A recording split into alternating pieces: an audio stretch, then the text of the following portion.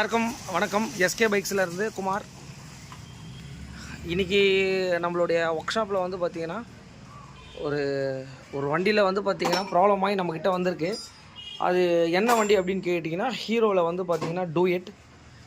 இந்த வெஹிக்கிளில் ஒரு இன்ஜின் ப்ராப்ளத்துக்காக நம்ம வந்து இந்த வெஹிக்கிளை வந்து ரிசீவ் பண்ணியிருக்கோம். ஒரு ரெஃபரல் கஸ்டமர், அதுக்கப்புறம் ஏற்கனவே வந்து நம்மக்கிட்ட சொல்லியிருந்தார்.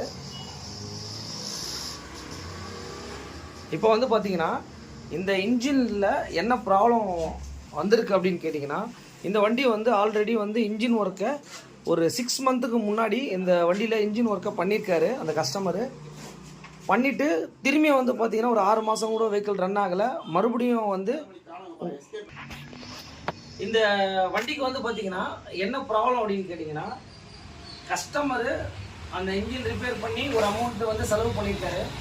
இன்னொரு விஷயம் என்னன்னு கேட்டிங்கன்னா, இந்த வண்டி ஆல்ரெடியே வந்து பார்த்தீங்கன்னா மக்களோட மனசில் வந்து பார்த்தீங்கன்னா இந்த வண்டி வந்து ஒரு ஃபெயிலியரு, ஸ்பேர் பார்ட்ஸே கிடைக்காது, இந்த வண்டி எங்கே எடுத்துகிட்டு போனாலும் சரியாக ஒர்க் பண்ண மாட்டாங்கன்னு சொல்லிட்டு ஒரு சைடில் வந்து பார்த்தீங்கன்னா ஒரு விஷயங்கள்லாம் கேள்விப்படுறோம்.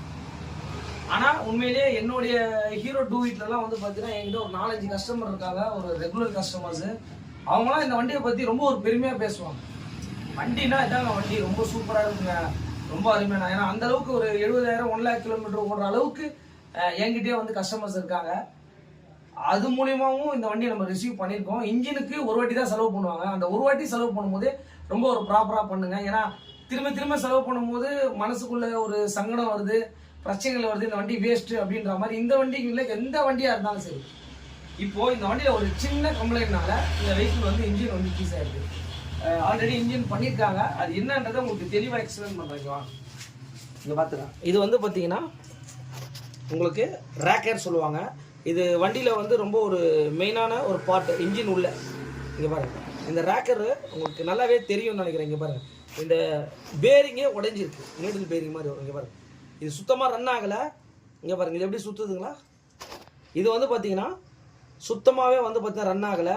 இது ஜாம் ஆகிட்டு என்ன ஆயிருக்குன்னா, இந்த வெஹிக்கிள் வந்து இன்ஜின் வந்து சீஸ் ஆகிட்டு இருக்கு. இதுதான் வந்து ஒரு மெயினான ரீசன். இதனால் வால்வு பெண்ட் ஆகி இந்த சிலிண்டர் கிட்டு எல்லாமே ஒன்ஸ் பண்ண ஒர்க் எல்லாமே உங்களுக்கு ஃபெயிலியர் ஆகிடுச்சு. இங்கே பாருங்கள், கேம் ஷாஃப்ட்டு.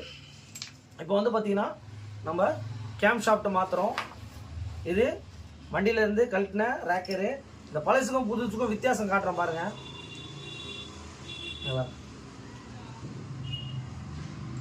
இது ரெண்டு தான் வந்து பார்த்தீங்கன்னா, இது வந்து பார்த்தீங்கன்னா இங்கே பாருங்கள், இந்த மாதிரி ரன் ஆகும்.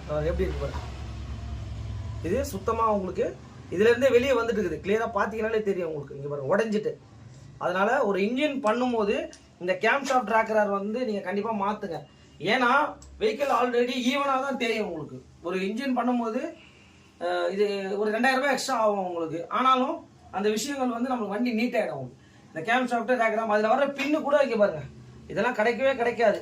இங்கே பாருங்கள், அந்த பின்னெல்லாம் நல்லாவே டேமேஜ் ஆனதுனால அந்த பின்னையும் நம்ம வந்து பார்த்திங்கன்னா இப்போ நம்ம வாங்கிட்டு வந்திருக்கோம். அந்தளவுக்கான விஷயங்களை சின்ன விஷயம் கூட நம்ம எஸ்கே பைக்ஸில் பண்ணி கொடுத்துட்ருக்கோம். இங்கே பாருங்கள், இந்த கார்பெட்டில் வர மெயினான ஒரு இது எல்லாமே உடஞ்சிருக்கு. அதுக்கப்புறம் சிலிண்டர் கிட்டு புதுசுங்க. அந்த நீங்களே யோசிச்சு பாருங்களேன், ஒரு கஸ்டமரு ஒரு வண்டி ரெடி பண்ணுறாங்க. அவங்க என்ன நினைப்பாங்க, ஓகே இந்த பட்ஜெட்டை நம்மளால் புது வண்டி ஒரு 1 lakh கொடுத்து வாங்க முடியாது, அதனால நம்ம கொஞ்சம் செலவு பண்ணிட்டா கொஞ்சம் அட்லீஸ்ட் கொஞ்சம் திருப்தியாக ஓட்டினா நினைப்பாங்க. ஆனால் இப்போ ஏற்கனவே செலவு பண்ணிட்டாரு, திரும்பியும் இந்த ஒரு சின்ன பிரச்சனைக்காக திரும்பி இன்ஜின் போயிடுச்சு. அப்போது என்ன ஆகுதுன்னா டபுள் செலவு ஆகுது கஸ்டமருக்கு. அதனால் இந்த தகவல்லாம் ரொம்ப ஒரு முக்கியமான தகவல். முடிஞ்ச அளவுக்கு நம்ம வீடியோஸை ஃபஸ்ட் டைம் பார்க்குறாம தான் சேவ் பண்ணிக்கோங்க. இந்த மாதிரி இன்ஜின் உள்ள பார்ட்டு ஏதாவது இன்ஜின் வேலை செய்யணும் அப்படின்னா அவங்களுக்கு ஷேர் பண்ணுங்கள். நிறைய தகவலை வந்து ஒரு தமிழில் உங்களுக்கு கிளியராக எக்ஸ்பிளைன் பண்ணி கொடுத்துட்ருக்கேன். இதுவரை வாய்ப்பளித்த அனைத்து உள்ளங்களுக்கும் நன்றி.